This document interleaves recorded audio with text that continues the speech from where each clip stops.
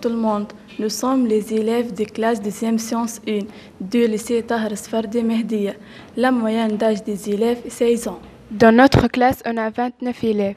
Dans notre classe, on étudie 5 matières scientifiques nécessaires, sciences mathématiques, sciences physiques et chimie, sciences de vie de la Terre et sciences technologie. Nos études commencent à 8 heures et se terminent à 18 heures.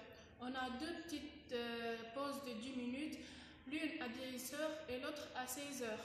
Et une pause de déjeuner de 12 heures à 14 heures.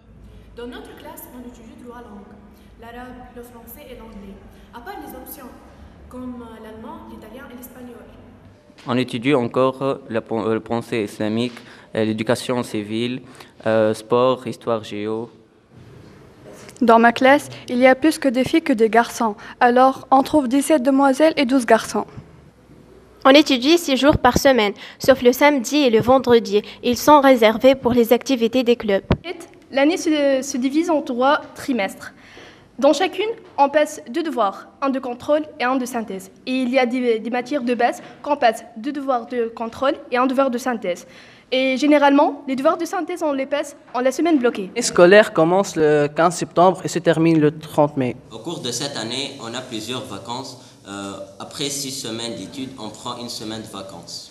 Chaque trimestre, on prend 2 semaines de vacances. S'intéresse beaucoup à la discipline.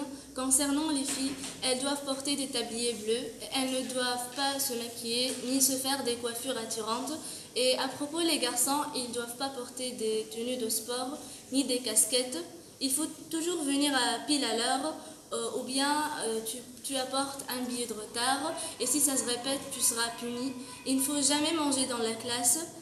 Ni utiliser les téléphones, sauf si le prof le demande d'utiliser. Durant les séances de français, on étudie surtout des leçons de grammaire et d'expression écrite.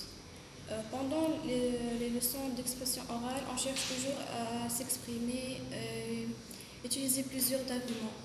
Aussi, on fait toujours des projets, des vidéos, des courts-métrages